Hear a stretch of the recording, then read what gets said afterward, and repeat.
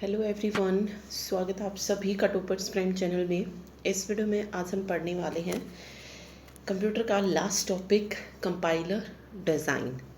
ठीक है, important topic है और नया टॉपिक भी है, हमने अब तक इसको नहीं पढ़ा है। ठीक है, तो अच्छे से समझेंगे। तो चलिए शुरू करते हैं और सबसे पहले सिलेबस देखते हैं कि क्या क्या जो है कंपाइलर के अंदर है। कंपाइलर आप सभी को पता है क्या होता है। कंपाइलर कन्वर्ट करता है हाई लेवल लैंग्वेज को लो लेवल लैंग्वेज में।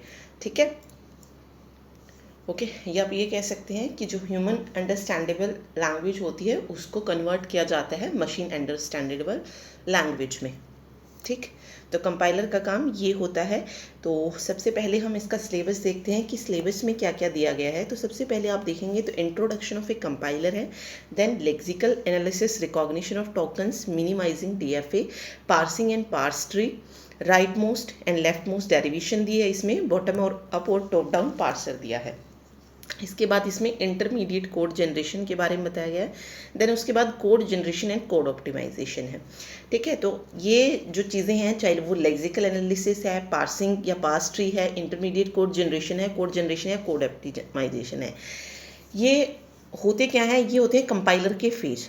तो हमने अभी पढ़ा ना कि कंपाइलर क्या करता है, कन्वर्ट करता है हाई लेवल को लो लेवल लैंग्वेज में। ठीक है, या आप कह लीजिए सोर्स कोड को टारगेट कोड में कन्वर्ट किया जाता है। सोर्स कोड को टारगेट कोड में कन्वर्ट किया जाता है। तो वो जो कोड होता है वो किस तरीके से कन्वर्ट होता जाता है अलग अलग फेजेस के अंदर। ठीक है, ऐसा नहीं है कि एकदम से कन्वर्ट हो गया। उस जो कन्वर्जन हो रहा है उसमें अलग अलग फेजेस आते हैं, उन्हीं के जो है ये नाम है। ठीक है, तो वो अगर हम कंपाइलर का सिलेबस देखें तो क्या है, जो ये कन्वर्जन प्रोसेस है हाई लेवल से लो लेवल लैंग्वेज में, जो इसमें अलग अलग फेजेस आते हैं, वही सब कुछ जो है हमें इसमें पढ़ना है कंपाइलर डिज़ाइन में। ठीक है, तो चलिए शुरू करते हैं। सबसे पहले एक बेसिक सा क्वेश्चन लेंगे कि ट्रांसलेटर क्या होता है और टाइप्स ऑफ ट्रांसलेटर कौन कौन से हैं। ठीक है, ये हमने कंप्यूटर फंडामेंटल जो इससे पहले की थी उसमें भी इस क्वेश्चन को किया था कि ट्रांसलेटर और टाइप्स ऑफ ट्रांसलेटर क्या है। ठीक है, तो ये इसमें भी आ सकता है। तो वही इसमें ट्रांसलेटर बताना है कि ट्रांसलेटर का हम यूज़ करते हैं to translate one language to another, यानी कि प्रोग्राम को ट्रांसलेट करने के लिए। It is a program that translate one language to another, यानी कि सोर्स कोड से टारगेट कोड जनरेट करने के लिए हम ट्रांसलेटर का यूज़ करते हैं। फिर आता है टाइप्स ऑफ ट्रांसलेटर। तो ये ट्रांसलेट करने के लिए अलग अलग जो है ट्रांसलेटर होते हैं, जैसे इंटरप्रेटर हो गया, कंपाइलर हो गया, असेंबलर हो गया। फिर इंटरप्रेटर बताइए क्या है? ये भी एक तरीके का ट्रांसलेटर है जो कि ट्रांसलेट करता है हाई लेवल लैंग्वेज को लो लेवल लैंग्वेज में। ठीक है, हाई लेवल लैंग्वेज को कन्वर्ट कर रहे हैं लो लेवल लैंग्वेज में।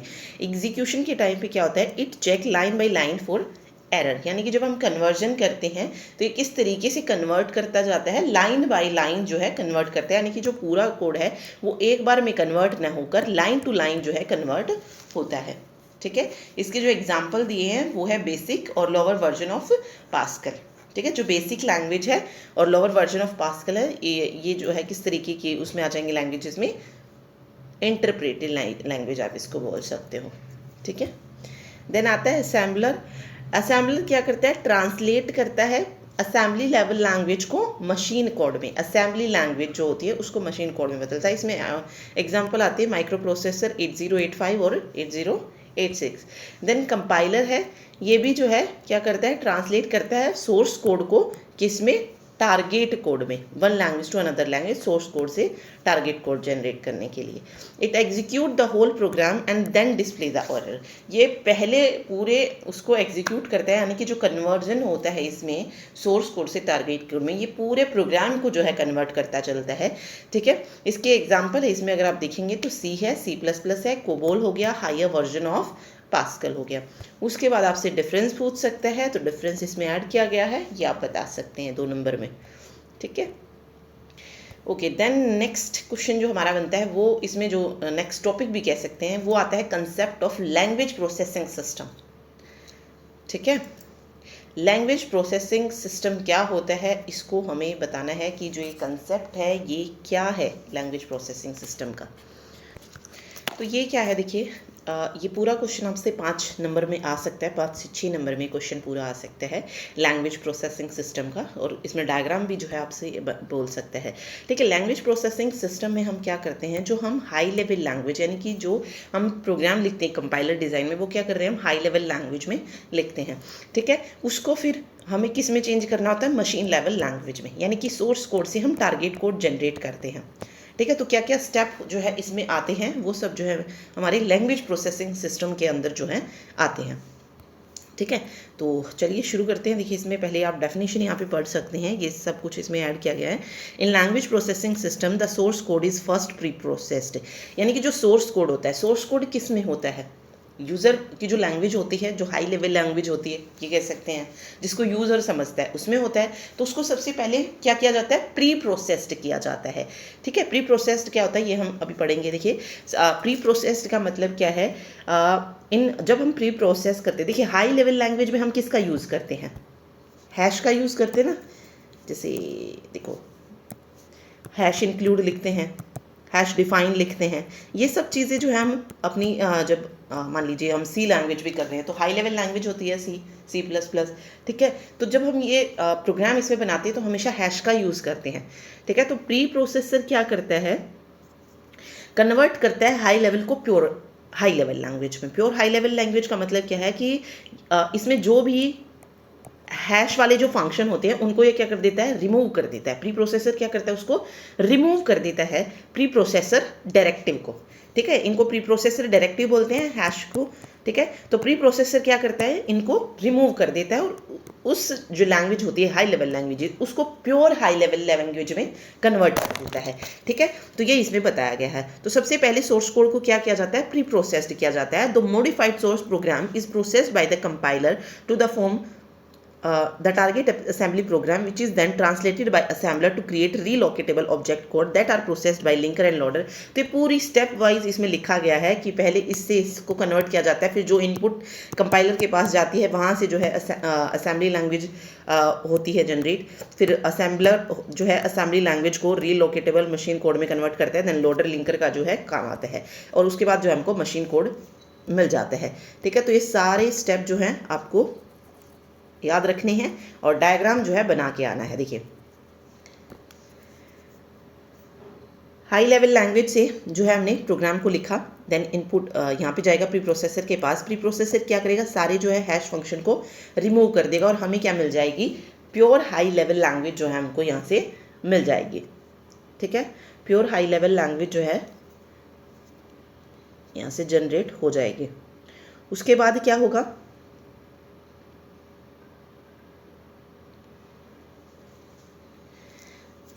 ठीक है, फिर कंपाइलर वही कन्वर्ट करने का काम होता है, तो ये हम डिटेल में पढ़ेंगे ही। ठीक है, फिर असेंबली लैंग्वेज है,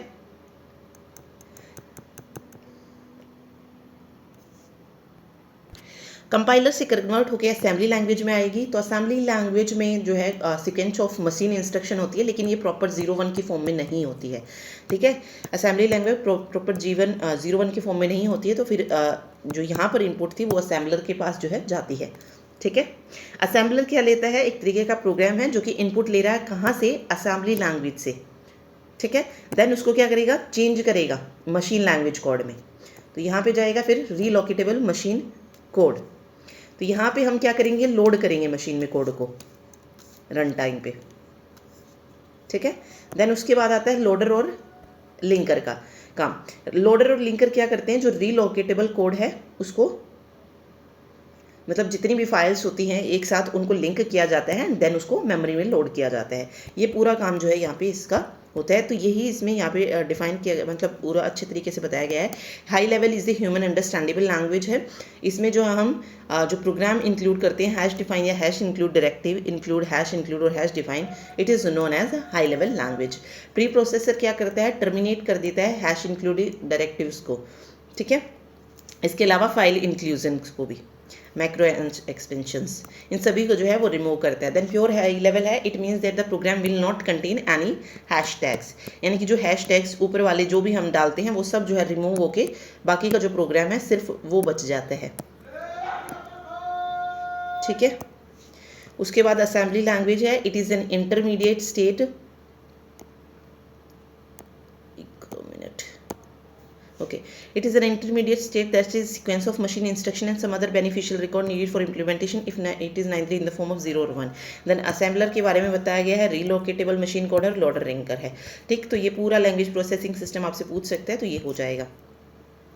ओके, अब पढ़ते हैं हम compiler, then phase of compilation process. ठीक है, compiler is a software which convert a program written in high level language to low level language.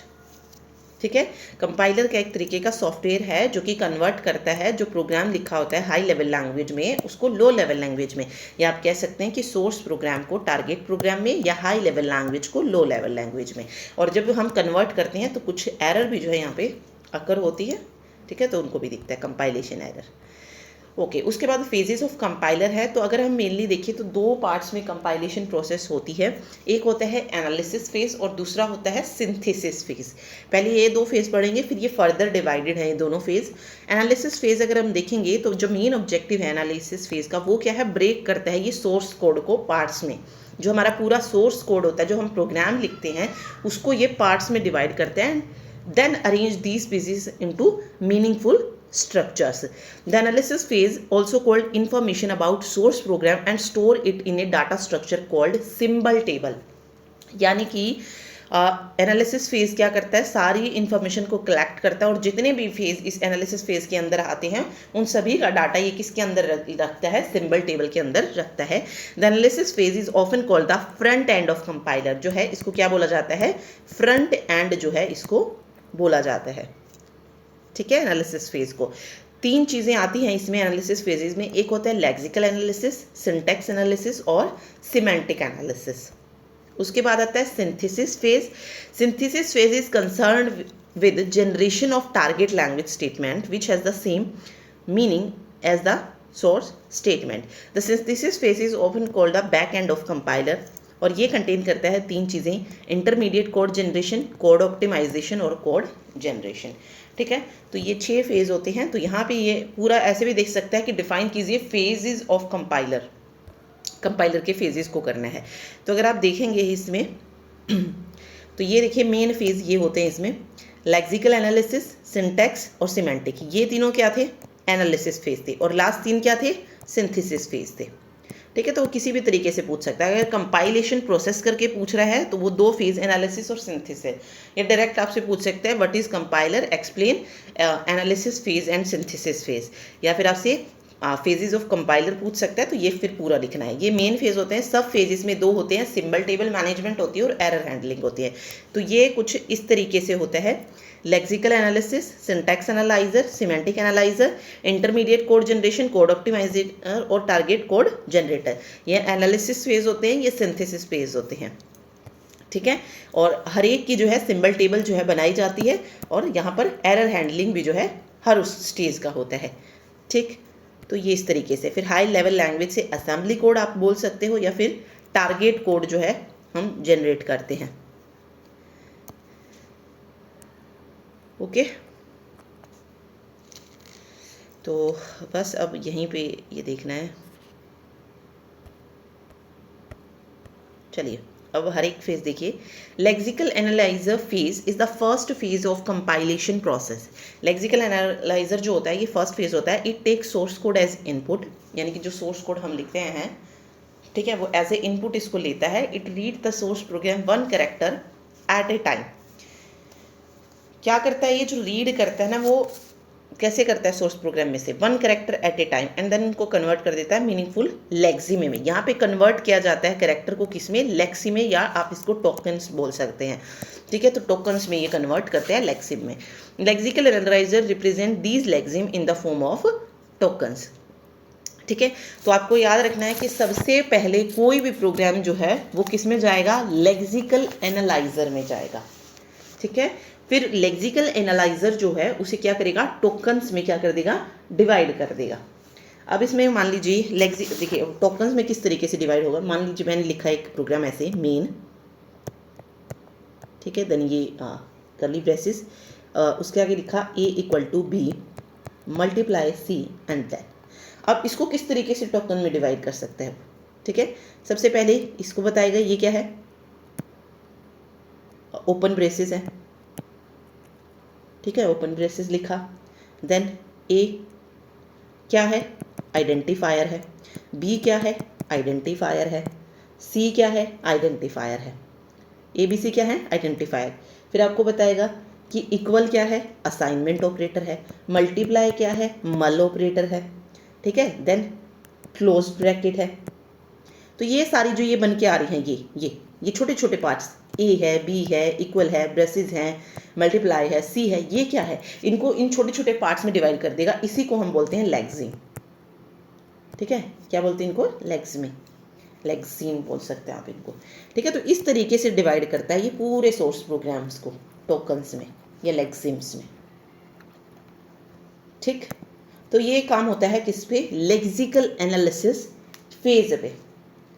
उसके बाद आता है सिंटैक्स एनालिसिस, कह सकते हैं सिंटैक्स एनालाइजर बोल सकते हैं। यहाँ पे सिंटैक्स एनालिसिस यानी कि क्या किया जाएगा, सिंटैक्स को चेक किया जाएगा। और ये जो चेक होते हैं सिंटैक्स किसके थ्रू होते हैं, कंटेक्स्ट फ्री ग्रामर के द्वारा जो है चेक किए जाते हैं। तो syntax analysis is the second phase of compilation process. It takes tokens as input, tokens ऊपर से मिल रहे हैं इसको as a input, and generate a parse tree.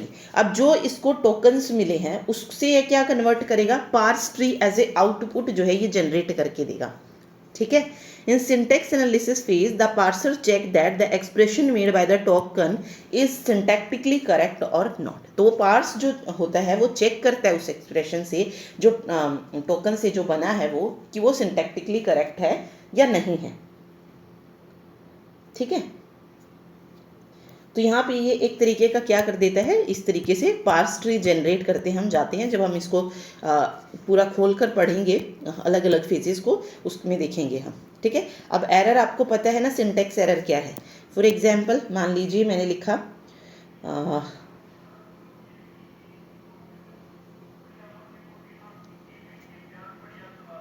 अगर मैं कुछ इस तरीके से लिखती हूँ, मेन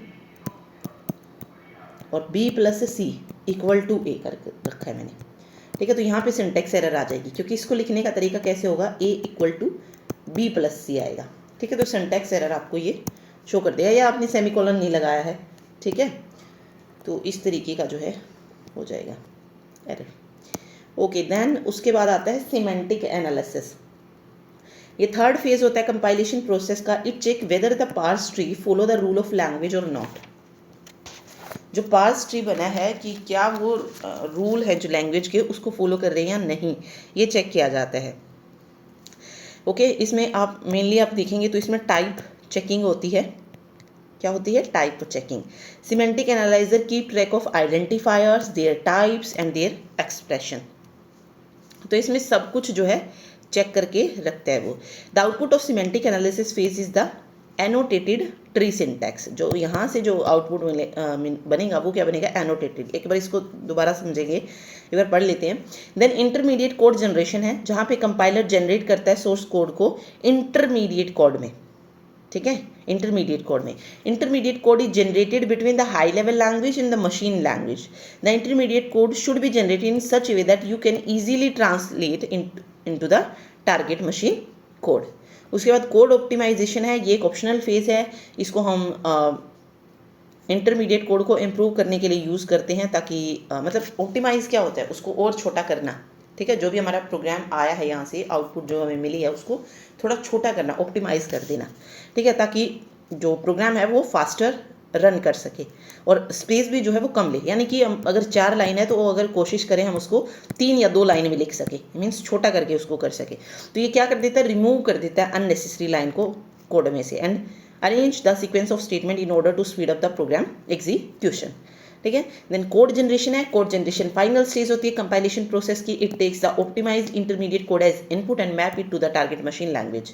ठीक, तो ये बताया गया है। अब इसको कैसे करेंगे, देखो ये रहा, इसमें है।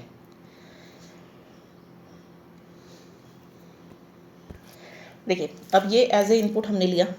ठीक है, source code as input, sum equal to old sum plus rate multiply 50।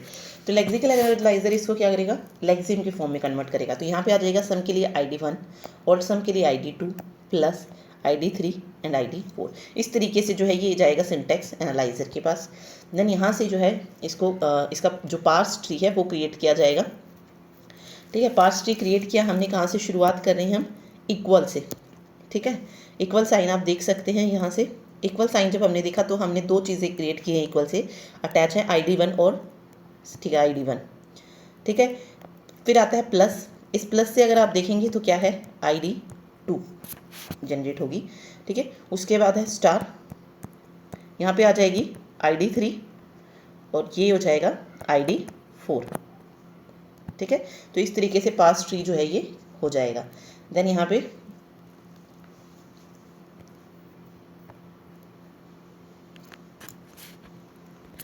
Semantic analyser में हमने क्या पढ़ा था, टाइप चेकिंग होगी। तो ये क्या हो जाएगा, INT2 रियल, तो ये ID4 की जगह हमने क्या कर दिया, 50 को कर दिया।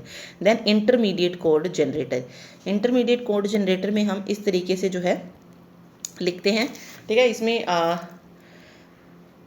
अलग अलग तरीके से इसको लिखने का तरीका होता है इंटरमीडिएट कोड जनरेटर। जब हम इसको डिटेल में पढ़ेंगे वहाँ पे देखेंगे कि इसको लिखने का तरीका क्या होता है, यानी कि अलग अलग टाइप से जो है हम इस कोड को लिख सकते हैं। एक हम आई थिंक जो नोटेशन होती है पोस्ट फिक्स, उसमें लिख सकते हैं, ट्री की फॉर्म में लिख सकते हैं, या इस तरीके से 3 कोड जनरेटर के द्वारा लिख सकते हैं, 3 कोड में बना के, ठीक है। तो किसी भी तरीके से लिख सकते हैं, तो वो हम वहाँ सीखेंगे। तो इसको क्या किया गया है, इस तरीके से जो है इस पूरे ट्री को इस तरीके से लिख दिया गया है कि टैम्प 1 में जो है डाल दिया गया है इंटू रियल 50, टैम्प 2 में जो है ID3 इंटू टैम्प हो जाएगा। देखो ये टैम्प 1 में डाला हमने इंटू रियल, ठीक है। इस तरीके से देखिए, एक मिनट इसको एक बार इरेज कर लेते हैं। देखिए पीछे से हमने लिखना शुरू किया है, ठीक है। ये वाला जो 50 इंटू रियल था, इसको हमने क्या नाम दे दिया, टैम्प 1। टैम्प 1 में हमने इसको डाल दिया है, ठीक है। अब टैम्प 1 में ये वैल्यू आ गई है। अगर आप देखेंगे तो टैम्प 2 में हमने क्या किया है, ID3 और इसकी मल्टीप्लिकेशन दिखा दी, किसकी, टैम्प 1 की, टैम्प 1 के। टैम्प 3 में क्या आ गया, ID2 इंटू टैम्प 2, यानी कि ये पूरा टैम्प 2 आ गया है लिखा। फिर ID1 में क्या आ गया, पूरा का पूरा टैम्प 3 आ गया है। तो इस तरीके से इस पूरे जो सिमेंटिक एनालाइजर में था उसको इस तरीके से हमने जो है कोड बना लिया है, इस तरीके से जनरेट कर लिया है कोड। देन ऑब्वियस है, अब ऑप्टिमाइजेशन स्टेज पे क्या होगा, जो ये कोड हमने जनरेट किया है इसको क्या करेंगे, हम छोटा करके लिखेंगे। क्या लिखेंगे, छोटा करके। तो टैम्प 1 में मैंने जैसे डाल दिया ID3 इंटू 50, टैम्प 1 में हमने देखिए, इसमें हमने टैम्प 1 टैम्प 2 अलग अलग बनाए थे, हमने यहाँ पे डायरेक्ट ले लिया कि टैम्प 1 जो है वो क्या है, ID3 मल्टीप्लाई 50 है, ठीक है। देन ID1 में हमने क्या लिख लिया, ID2 प्लस टैम्प 1 लिख लिया, ठीक। देन यहाँ से कोड जनरेट कुछ इस तरीके से कोड जनरेट होके हमको मिल जाएगा, ठीक है। ओके, तो ये पूरी प्रोसेस जो है होती है।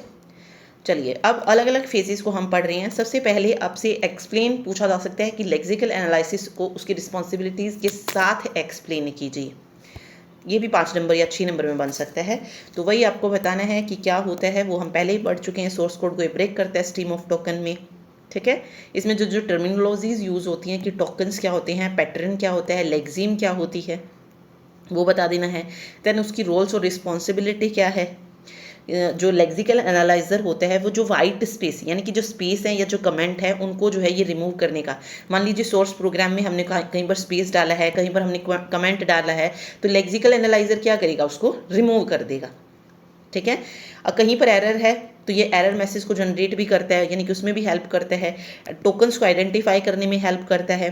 The input characters are read by the lexical analyser from the source code, ठीक है। लेक्सिकल एनालाइजर क्या करता है, रीड करता है इनपुट कैरेक्टर को सोर्स कोड में से। देन इसकी एडवांटेज क्या है वो बताया गया है कि it is responsible to create a compiled binary executable code. It haves to create a more efficient and specialised processor for the task. Lexical analysis help करता है ब्राउजर्स को to format and display web page with the help of parse data. तो ये इसके advantage में आ जाएगा। Then disadvantage पूछे तो डिसएडवांटेज आप देख सकते हैं, ठीक है। मतलब डीबग नहीं कर पाता है ये, इसीलिए किसके पास जाता है, सिंटैक्स एनालिसिस फेज में जाता है, ओके। लेक्सिम या टोकन्स में तो ये कन्वर्ट कर लेता है, बट उसमें कोई एरर है या नहीं है उसको ये नहीं देख पाता है, तो ये इसके एक डिसएडवांटेज है, ठीक है। और time is required to read the source code and partition it into tokens, यानी कि टाइम लेता है, ये टाइम कंज्यूमिंग कह सकते हैं। उसके बाद जो सेकंड हमारा बढ़ता है parsing and types of parsing. या आपसे पूछ सकता है एक्सप्लेन कीजिए सिंटैक्स एनालिसिस फेज को। सिंटैक्स एनालिसिस या पार्सिंग एक ही चीज़ है, ठीक है। तो वो इसमें बताया गया है कि ये सेकंड फेज है। ठीक है। सिंटैक्स एनालिसिस या पार्सिंग क्या है, ये सेकंड फेज आता है। इसमें हम जो भी एरर होती है उसके लिए हम जो है मतलब जो भी सिंटैक्स है उसको, सिंटैक्स एरर है या नहीं, तो उसके लिए हम यहाँ पे यूज़ करते हैं कंटेक्स्ट फ्री ग्रामर का यूज़ किया जाता है। तो वही सब कुछ इसमें एक्सप्लेन में लिखा हुआ है। ठीक है। तो यहाँ पे पहले कंटेक्स्ट फ्री ग्रामर हमने पढ़ी हुई है, क्या होती है। इसमें 4 तरीके की हम जो है कंपोनेंट यूज़ करते हैं। जैसे नॉन टर्मिनल के लिए हम वी को यूज़ करते हैं, सिंबल के लिए, सेट ऑफ टोकन्स के लिए इस तरीके से यूज़ किया जाता है। प्रोडक्शन रूल्स हमने पढ़े थे, तो पी यूज़ किया जाता है प्रोडक्शन रूल्स के लिए। ठीक है। इसके अलावा स्टार्ट सिंबल, यानी कि जो भी चीज़ें होती हैं वो हम स्टार्ट सिंबल से शुरू करते हैं, तो एक एस सिंबल और इसमें यूज़ किया जाता है। देन ये एक हमने एग्जांपल वहाँ पे पढ़ा था पैलिंड्रोम वाला, आगे और पीछे से जो है वो सेम पढ़ा जाएगा, वो पैलिंड्रोम लैंग्वेज होती है। जैसे आप इसको अगर यहाँ से पढ़ेंगे तो भी 1001 आएगी, पीछे से पढ़ेंगे तो 1001 बनेगी। ठीक है। तो पैलिंड्रोम लैंग्वेज इस तरीके से ग्रामर डिस्क्राइब करती है। ओके। तो ये वही थोड़ा बहुत उसी के बारे में, कंटेक्स्ट फ्री ग्रामर के बारे में ही यहाँ पे बताया गया है। तो यहाँ से सिंटैक्स एनालिसिस फेज शुरू होता है। ओके। सिंटैक्स एनालाइजर और पार्सर, कुछ भी बोल सकते हैं आपको, ये इनपुट लेता है लेक्सिकल एनालाइजर से in the form of token stream. The parser analyse the source code token stream against the production rule to detect any error in the code. तो प्रोडक्शन रूल जो हम इस पर अप्लाई करते हैं, जो भी हमारे टोकन्स होते हैं, ताकि कोई एरर है तो वो आ सके, डिटेक्ट कर सके हम उसको। ठीक है। तो ये इसमें बताया गया है। लेक्सिकल एनालाइजर में हम रेगुलर एक्सप्रेशन और फाइनाइट ऑटोमेटा यूज़ करते हैं, और सिंटैक्स एनालाइजर में हम कंटेक्स्ट फ्री ग्रामर का यूज़ करते हैं। ठीक है। Okay. This way the parser accomplishes 2 task. यहाँ पे तो पार्सर 2 तरीके का काम करता है। एक तो कोड को पार्सिंग करने का फॉर लुकिंग एरर्स, और दूसरा आता है जनरेट करता है ये parse tree as a output of the phase. ठीक है। क्योंकि जब हम अगला फेज जो पढ़ते हैं सिमेंटिक एनालिसिस, उसमें जो आउटपुट इनपुट जाती है वो क्या होती है, वो पार्स ट्री जाती है एज ए इनपुट। ठीक है। तो आप कह सकते हैं कि जो सिंटैक्स एनालिसिस है वो क्या आउटपुट जनरेट करती है, पार्स ट्री को है एज ए इनपुट वो जनरेट करती है। तो पहले पार्सिंग करता है कोड को क्या करने के लिए, एरर को देखने के लिए। उसके बाद ये जनरेट करता है पार्स ट्री, जो कि एज ए इनपुट किसके पास जाती है, सिमेंटिक एनालिसिस के पास जाती है। ओके। अब इसमें छोटी छोटी टर्म आती है, जैसे डेरिवेशन क्या होता है। ठीक है। Derivation is basically a sequence of production rule. Production rules की एक सीक्वेंस होती है। ठीक है। In order to get the input string.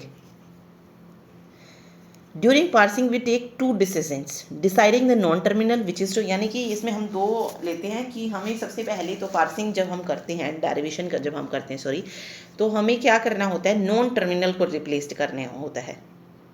ठीक है। नॉन टर्मिनल को, अब हमें ये पता चल गया नॉन टर्मिनल को। दूसरा जो है हमें ये डिसाइड करना है कि हमें किस उसको जो है रिप्लेस करना है। ठीक है। किस उसको रिप्लेस करना है। तो इसमें 2 तरीके की डेरिवेशन होती है, एक लेफ्ट मोस्ट डेरिवेशन होती है और दूसरी राइट मोस्ट डेरिवेशन होती है। इसमें जो समझने का काम है वो सिर्फ लेफ्ट मोस्ट डेरिवेशन और राइट मोस्ट का है। बाकी आपको थ्योरी में याद रखना है ये कि क्या होता है, सीक्वेंस ऑफ प्रोडक्शन रूल होती है in order to get the input string. ठीक है। चलिए देखते हैं। देखिए लेफ्ट मोस्ट में हम जो है लेफ्ट टू राइट जो है स्कैन कर, यानी कि हमारे पास एक स्ट्रिंग दी होगी, ये जैसे हमने उसमें पढ़ा था ना TOC में स्ट्रिंग हम पढ़ते थे, एंड देन वहाँ से ट्री जनरेट करते थे। ठीक है। तो वो हो जाएगा। राइट मोस्ट में हम राइट टू लेफ्ट स्कैन करेंगे। ठीक है। तो इसको आप पढ़ लेना, मैं सिर्फ आपको समझना है यहाँ से। देखिए ये प्रोडक्शन रूल है, ये वाली प्रोडक्शन रूल है, ये वाली चीज़। देन यहाँ से हमें एक इनपुट स्ट्रिंग जनरेट करनी है, और वो स्ट्रिंग कुछ ऐसी होनी चाहिए, ID प्लस ID और मल्टीप्लाई ID। अब इसको हमें दोनों तरीके से करना है, लेफ्ट मोस्ट डेरिवेशन से भी जो है हमें करना है, और राइट मोस्ट डेरिवेशन से भी करना है। ठीक है। तो सबसे पहले हम लेफ्ट मोस्ट से पढ़ रहे हैं, लेफ्ट मोस्ट से पढ़ रहे हैं। तो देखिए लेफ्ट मोस्ट का मतलब है कि सबसे पहले जो लेफ्ट में होगा ना उसको कन्वर्ट करते चलेंगे, राइट में नहीं पहुंचेंगे, हम लेफ्ट को कन्वर्ट करते चलेंगे। और हमें हर जो भी हमारे पास यहाँ पे प्रोडक्शन रूल दिए गए हैं उसको एक बार जो है ज़रूर स्कैन करना है, देन हम दोबारा से जो है उस पर जा सकते हैं। ठीक है।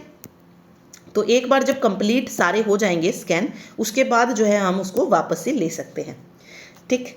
तो हमें ये जनरेट करती है, हमें दिख रहा है क्या आना चाहिए, ID स्टार ID जो है लास्ट में आना चाहिए। तो हम यहाँ से एक ID उठा लेते हैं, जैसे ये वाली। ठीक है, ये जो हमने ले लिया लेफ्ट मोस्ट डेरिवेशन के लिए ई और ई मल्टीप्लाई ई। अब देखिए लेफ्ट मोस्ट डेरिवेशन है तो हम किसको जो है यहाँ से क्या करेंगे, डिराइव करेंगे। देखिए इस ई से क्या डिराइव हो सकता है, इस ई से ई प्लस ई डिराइव हो सकता है। ठीक है, हमें एकदम से ई, देखिए ई से आई डी भी डिराइव हो सकती है और ई से ये वाली चीज़ भी डिराइव हो सकती है, लेकिन मैंने क्या कहा, पहले सभी को करना ज़रूरी है तभी हम आई डी पे पहुंचेंगे। ठीक है, तो इस ई से मैंने ई प्लस ई को जनरेट किया, ये प्लस, देखिए ई प्लस ई और ये स्टार जो ई था ये एज इट इज़ यहाँ पे आ गया। ठीक है, अब देखिए इस ई को और किससे जनरेट कर सकते हैं, आई डी से कर सकते हैं, तो मैंने आई डी से कर दिया और बाकी का एज इट इज़ लिख दिया है। ठीक है, अब सारी चीज़ें इसमें हो चुकी हैं, अब हम आईडी से जनरेट करते चलेंगे। देखिए अब जब आईडी हो गई है, ठीक है, आईडी हमने यहाँ से जनरेट कर लिया है, अगला ई हमारे पास ये है, लेफ्ट टू राइट स्कैन करते हमें जाना है। आईडी जैसे ही जनरेट हो जाएगी ऑब्वियस है उसको हम आगे फर्दर नहीं करेंगे, देन उसको हम आईडी ही लिखेंगे। अब बचा हमारे पास ये वाला ई। ठीक है, अब इस ई से हम क्या जनरेट कर सकते हैं, अगेन आईडी को जनरेट कर सकते हैं, तो ये हो जाएगा ID plus ID and then E. ठीक है, इसमें देखिए इतनी जनरेट हम कर चुके हैं, आईडी प्लस आईडी। ठीक है, इतना जनरेट कर चुके हैं, अभी ये बचा है, यानी कि ये लास्ट वाला जो ई है उसको भी हम क्या करेंगे, वापस से क्या कर सकते हैं, यहाँ से जनरेट आईडी जनरेट कर सकते हैं, तो ये हमको यहाँ से मिल जाएगा। तो ये होता है लेफ्ट मोस्ट डेरिवेशन। अब आपने इसमें एक चीज़ देखी होगी कि हमने जब भी जनरेट किया है वो किससे किया है, लेफ्ट मोस्ट से किया है। ठीक है, जब लेफ्ट वाला हो गया है देन हम उससे आगे बढ़े हैं, लेफ्ट टू राइट हम स्कैन करते जाने, पहले हमने इस लेफ्ट को किया, देन हमने इसको किया जनरेट, उसके बाद सबसे लास्ट में हमने इसको जनरेट किया और देन हमारी ये इनपुट स्ट्रिंग जो है जनरेट होकर हमको मिल गई है। क्वेश्चन आपसे ऐसे ही पूछा जाएगा, आपको प्रोडक्शन रूल दे दिए जाएंगे, आपको इनपुट स्ट्रिंग जनरेट करनी पूछ ली जाएगी। ठीक है, या आपको ये डेरिवेशन वाला जो कंसेप्ट है लेफ्ट मोस्ट और right most derivation with example आपसे पूछ सकता है, तो ये एक एग्जांपल आप इसमें याद रखिएगा एंड देन इसको एक्सप्लेन कर दीजिएगा। ठीक है, देन ये राइट मोस्ट में भी आप देख सकते हैं। राइट मोस्ट का मतलब क्या है कि हम बिल्कुल राइट से जो है जनरेट करना शुरू करेंगे, राइट से जनरेट करना, तो ये हमने ले ली सबसे पहले। अब इसमें आप एक चीज़ याद रखिए, इसमें जब हमने ली थी तो क्या ली थी, ई स्टार ई ली थी ना, ई स्टार ई ली थी क्योंकि हमको लास्ट में स्टार चाहिए था, लास्ट में हमको स्टार चाहिए था। और अगर मैं यहाँ पर ई प्लस ई ले लेती, ई प्लस ई ले लेती सबसे ऊपर वाला, तो हम स्टार तक पहुँच ही नहीं पाते। ठीक है, क्योंकि यहाँ पर स्टार आ जाता, फिर बीच में स्टार आ जाता, क्योंकि हम लेफ्ट मोस्ट से डिराइव करते हुए चल रहे थे। ठीक है, तो यहाँ पे इस क्वेश्चन को लिख लेते हैं एक बार। ये कुछ ऐसे है, E equal to E plus E equal to E star E और E equal to I D. और हमें जो है जनरेट क्या करनी है, जनरेट हमको करनी थी आई D plus I D, input string क्या था, आई डी प्लस आई डी और स्टार आई डी, ये हमको जनरेट करनी है। ठीक है, तो इस बार हम राइट मोस्ट से ले रहे हैं, राइट मोस्ट डिराइव कर रहे हैं, तो इस बार हम मल्टीप्लाई को ना लेकर किसको लेंगे, प्लस ई को लेंगे, क्योंकि जब हम इसको कन्वर्ट करेंगे तो हमारा अपने आप जो है स्टार आ जाएगा। तो ई प्लस ई हमने लिया है राइट मोस्ट डेरिवेशन के लिए। अब हम जो राइट पे है बिल्कुल उसको वो करेंगे, ठीक है, चेंज करेंगे, कन्वर्ट करेंगे। तो ई से हम और क्या डिराइव कर सकते हैं, ई से हम ई मल्टीप्लाई ई जनरेट कर सकते हैं, तो ये हमने कर दिया और ये आ जाएगा ई की जगह ई प्लस ई मल्टीप्लाई ई। देन इस ई से को और किससे किया जा सकता है, आईडी से। ठीक है, तो ई से हमारी आईडी बन जाएगी। अब ये आईडी वाला काम खत्म हो गया तो हम नेक्स्ट पे चलेंगे। इस ई से हम और क्या कर सकते हैं, आईडी, तो आ जाएगा आईडी। देन उसके बाद लास्ट वाला हमारा बचा तो आईडी, तो ये हमारी जनरेट होके आ गई, ID plus ID multiply ID. ठीक है, तो ये थोड़ा सा ध्यान रखना है आपको कि सबसे पहले हम किसको ले, कि हमारी जो इनपुट स्ट्रिंग है ये जनरेट होके हमको मिले। ठीक है, तो ये होता है लेफ्ट और राइट मोस्ट डेरिवेशन। ओके, अब पार्स ट्री की अगर हम बात करें तो ग्राफिकल डिपिक्शन होता है ये डेरिवेशन का, यानी कि इस चीज़ को ग्राफिकल फॉर्म में दिखाना, ट्री की फॉर्म में दिखाना हमारा क्या हो जाएगा, पार्स ट्री हो जाएगा। देखिए नाम से पता चल रहा है पार्स ट्री। ठीक है, तो डेरिवेशन को ग्राफिकल फॉर्म में दिखाना। ठीक है, तो we taken the left most derivation of A plus B star C. Okay, ये हमने लेफ्ट मोस्ट ले लिया, जो हमने ऊपर चेंज किया था ये वही सेम एग्जाम्पल है, सेम एग्जाम्पल चल रहा है। अब इसको हमें पार्स ट्री में कन्वर्ट करना है, पार्स ट्री में कन्वर्ट करना है। देखिए, चलिए देखिए, सबसे पहले स्टेप 1 है ई मल्टीप्लाई ई, कुछ इस तरीके से है, ठीक है। तो इसको हमने जनरेट किया, ई हमारा स्टार्टिंग पॉइंट था तो ई को हमने यहाँ पे रखा और यहाँ से जो है क्या डिराइव हो रहे हैं ई और बीच में आ गया स्टार, देन उसके बाद अगर आप देखेंगे इसी के अकॉर्डिंग जाना है हमें, देन उसके बाद है ई प्लस ई स्टार ई, ये लिखा हुआ है यहाँ पे ई प्लस ई स्टार ई। अब देखिए जो हम जनरेट कर चुके हैं उसमें हम आगे बढ़ते जाएंगे, ठीक है। तो ये तो एज इट इज़ आ जाएगा, ये वाला जो ऊपर वाला पोर्शन था, ये वाला ऊपर वाला पोर्शन जो है एज इट इज़ आ जाएगा। अब इसमें ऐड क्या हुआ है ई प्लस, ठीक है। ई से हमने क्या जनरेट किया है ना, देखो इस वाले ई से हमने ये जनरेट किया है ई प्लस ई, तो लेफ्ट मोस्ट में चल रहे हैं तो लेफ्ट में ही हम ऐड करते जाएंगे लेफ्ट की तरफ। अब अगर आप देखेंगे तो देखो इस ई तो इसमें लेफ्ट में भी है राइट में भी है, बट हम लेफ्ट मोस्ट डेरिवेशन के अकॉर्डिंग चल रहे हैं तो हम क्या करेंगे लेफ्ट में ही जो है ऐड करते जाएंगे। तो लेफ्ट में देखिए इस ई को हटा के हमने क्या लिखा है ई प्लस ई लिखा है, तो इस ई से ही हम डिराइव करेंगे ये ई और ये प्लस, ठीक है। तीसरा स्टेप देखो, अब देखो इस ई को हमने किससे चेंज कर दिया है आईडी से चेंज कर दिया है, तो ऑब्वियस जो लेफ्ट में होगा उसको हम क्या करेंगे आईडी से चेंज कर देंगे, क्या करेंगे आईडी से चेंज कर दिया कि नहीं। फिर उसके बाद ये वाला ई था, अब आईडी आ गया तो ऑब्वियस आगे जाने की ज़रूरत ही नहीं है, इस नेक्स्ट ई को हमने चेंज किया है तो अब इस ई में आईडी आ जाएगा। फिर इस वाले ई को हम आईडी में चेंज करेंगे तो यहाँ पे एक आईडी मिल जाएगी, देखिए इस तरीके से डिराइव होता चला जाएगा, लेकिन स्टेप वाइज आपको डिराइव करके दिखाना है पार्स ट्री, ठीक है। तो इस तरीके से आपको बन जाएगा और क्वेश्चन या तो पूरा पार्स ट्री विद एग्जांपल दे सकता है या आपसे जो है ये इस तरीके का डेरिवेशन देके आपसे पार्स ट्री जनरेट करना पूछ सकते हैं कि पार्स ट्री जो है इसका बना के दिखाइए, किसी भी तरीके से क्वेश्चन आ सकता है, ठीक है। जस्ट आपको पता होना चाहिए कि किस तरीके से बनता जाएगा, आप इजीली उसको कर सकते हैं।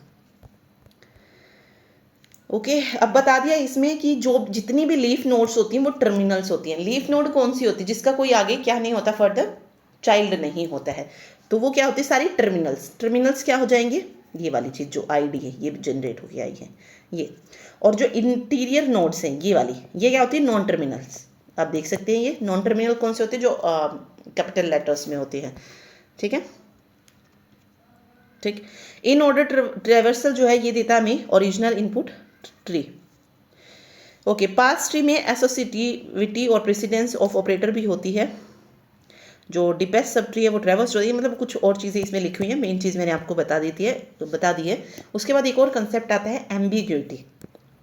कोई ग्रामर जी जो है उसको हम एम्बिग्यूअस कब बोलेंगे if it has more than one parse tree left और right derivation for at least one string, यानी कि जब हम एक स्ट्रिंग हमको गिवन है जैसे ऊपर स्ट्रिंग गिवन थी, अगर हम उससे एक या एक से ज़्यादा मोर देन वन बोला ना यहाँ पे, अगर हम उस स्ट्रिंग से एक से ज़्यादा मोर देन वन अगर हम पार्स ट्री बना लेते हैं तो वो क्या हो जाएगी एम्बिग्यूअस ग्रामर हो जाएगी, ठीक है। तो हमें क्या करना है एक स्ट्रिंग से हम कितना कर सकते हैं जनरेट वो बताना है। अगर हम दो पार्स ट्री बना सकते हैं तो वो हमारा एम्बिग्यूअस हो जाएगा। तो इसमें क्वेश्चन पूछा जा सकता है कोई भी इनपुट स्ट्रिंग देके कि ये बताइए कि ये जो इनपुट स्ट्रिंग है ये एम्बिग्यूअस है या नहीं है, ठीक है। देन आप उसको करके बता सकते हैं। क्वेश्चन मैंने ऐड किया हुआ है इसमें, जैसे ये एक एग्जाम्पल यहाँ पे है, ये था ई प्लस ई माइनस ई और I D for the string I D plus I D minus I D the above grammar generate two parse tree. तो इसके लिए दो जो है ये दो पार्स ट्री जो है जनरेट कर सकती है। कैसे कर सकती है देखो, सबसे पहले हमने ये ले लिया, इसको लेके चले हम ई और ई प्लस ई जो है यहाँ से जनरेट होके हमको ये मिल गया ई प्लस ई, ठीक है।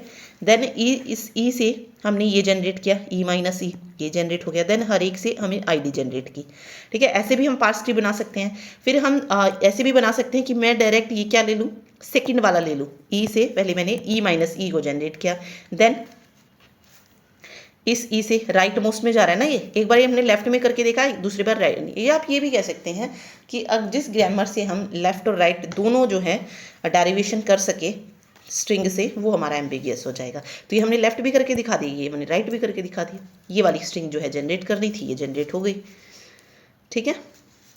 तो क्या हो जाएगा एम्बिगियस हो जाएगा इसमें। ओके एसोसिएटिव वही है, अगर ऑपरेंड है ऑपरेटर के बोथ साइड में, तो मतलब ऑपरेंड के दोनों तरफ ऑपरेटर्स है, ठीक है। तो जो ऑपरेंड होगा वो डिसाइडेड होगा एसोसिएटिविटी ऑफ दोज ऑपरेटर, यानी कि ऑपरेटर की एसोसिएटिव, यानी कि कौन सा बड़ा है कौन सा छोटा है। ओके, कुछ ऑपरेशन ऐसे होते हैं जो लेफ्ट एसोसिएट होते हैं, कुछ राइट एसोसिएट होते हैं। तो एडिशन, मल्टीप्लिकेशन, सब्ट्रैक्शन, डिवीजन ये सारे लेफ्ट एसोसिएटिव होते हैं, और जो एक्सपोनेंशियल होता है वो राइट एसोसिएटिव होता है। तो यहाँ पे आईडी ओपीआईडी है, तो वो कुछ ऐसे जनरेट होगा, आईडी प्लस आईडी, ठीक है। और अगर एक्सपोनेंशिएशन में यूज़ कर रही है तो पहले इसको सोल्व किया जाएगा जो ब्रैकेट में होगा, एंड देन ये, ठीक है। तो ये हो जाएगा, ये राइट टू लेफ्ट सॉल्व होता जाएगा, और ये लेफ्ट टू राइट जो एडिशन है मल्टीप्लिकेशन है वही बताएगा इसमें। फिर प्रेसिडेंस का है, अगर दो डिफरेंट ऑपरेटर शेयर कर रहे हैं कॉमन ऑपरेटर का, तो precedence of operator decide which will take the operand, that is 2 + 3 multiply can have 2 different parse tree. अब 2 + 3 इन्हें दो हम जो है अलग अलग पास ट्री बना सकते हैं। एक बन सकता है कि मैं पहले 2 + 3 को सॉल्व करूँ एंड देन मल्टीप्लाई 4 को, या ये हो सकता है कि 2 को बाद में किया जाए, पहले 3 × 4 को सॉल्व किया जाए। तो अलग अलग जो है इसमें बन सकता है, ठीक है। और प्रेसिडेंस वही है कि जो हायर प्रेसिडेंस होगा वो पहले सॉल्व होगा। तो हमें पता है मल्टीप्लिकेशन जो है हायर प्रेसिडेंस होती है, तो सबसे पहले हम किसको सॉल्व करेंगे, मल्टीप्लिकेशन वाले को, ठीक। तो सबसे पहले जो सही इंटरप्रेट होगा वो ये वाला होगा, लास्ट वाला, ना कि ये वाला, ठीक है। क्योंकि हम कभी भी एडिशन को मल्टीप्लिकेशन से पहले सॉल्व नहीं करते हैं, जिसकी प्रेसिडेंस ज़्यादा है वो सबसे पहले सॉल्व होगा, तो वो इसमें बताया गया है। देन पार्सिंग में दो तरीके की पार्सिंग होती है, एक टॉप डाउन पार्सिंग होती है और दूसरी बॉटम अप पार्सिंग होती है। टॉप डाउन पार्सिंग क्या है, अगर हम स्टार्ट सिंबल से शुरू कर रहे हैं, ठीक है, कंस्ट्रक्ट करना पास ट्री, तो वो हो जाएगा टॉप डाउन पार्सिंग। अब ये भी दो तरीके का होता है, ये होता है रिकर्सिव डिसेंट पार्सिंग और दूसरा होता है बैक ट्रैकिंग। तो ऊपर जो हमने एग्जांपल पढ़े थे वो हम शुरुआत से शुरू कर रहे थे, तो वो टॉप डाउन पार्सिंग में चली जाएगी, ठीक है। बॉटम अप पार्सिंग ऐसे ही होती है, देखिए ये स्टार्ट होती है with the input symbols and try to construct the parse tree up to the start symbol, ठीक।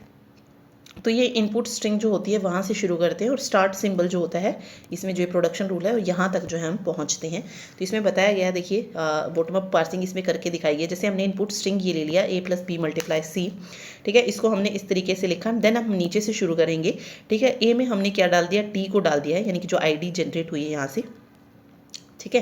क्योंकि ये कुछ ऐसे होगा ना, id + id × id कुछ ऐसे होगा, ठीक है। तो a में t चला गया, देन p♯c जो है यहाँ पे बच जाएगा। अब t में क्या वैल्यू है, t में अगर आप देखेंगे तो सबसे पहले क्या आ रहा है, e आ रहा है, तो हमने e को डाला और b+c को b♯c को एज इट इज़ रखा, ठीक है। देन e हम आ चुका है हमारा, तो इससे आगे नहीं जाएगा। फिर देखिए b में क्या जा रहा है, t, b को हमने फिर वही लिखा टर्मिनल सिंबल, तो b टर्मिनल में आ गया एंड *c बच गया, हमें यहाँ पे ये लिखे आना था, ओके। अब देखिए टी से क्या और कुछ जनरेट हो रहा है, नहीं, टी से कुछ और नहीं आ रहा है, तो इसको ये नहीं आएगा टी, क्योंकि हम एक बार डिराइव कर चुके हैं टी से ई, ठीक है। तो सेकंड टाइम नहीं होगा। उसके बाद ये एज इट इज़ रह जाएगा और टी हट जाएगा, e♯c जो है यहाँ पे आ जाएगा। अब सी वही क्या है, टर्मिनल है, सी भी क्या है, टर्मिनल है। अगेन हम इसको नहीं कर सकते हैं, तो ई हमारा बच गया, और ई को हम क्या दे रहे हैं, एस दे रहे हैं, तो ये एस हमारा आ जाएगा। या ऐसे भी देखिए, एक मिनट, ऐसे नहीं, सॉरी आई थिंक, देखो ये था ना टी, वेट एक मिनट, ये t + b♯c आ गया था, एंड देन मैंने लिखा इसको e, t को e से कर दिया रिप्लेस, e + b♯c। अब इस e को, क्योंकि हमें लेफ्ट में लेके चल रहे हैं, हम सब कुछ लेफ्ट से को ही करते जा रहे हैं, तो इस e को और किस में किया जा सकता है, e + t में किया जा सकता है, तो e + t और ये आ जाएगा *c, ठीक है। और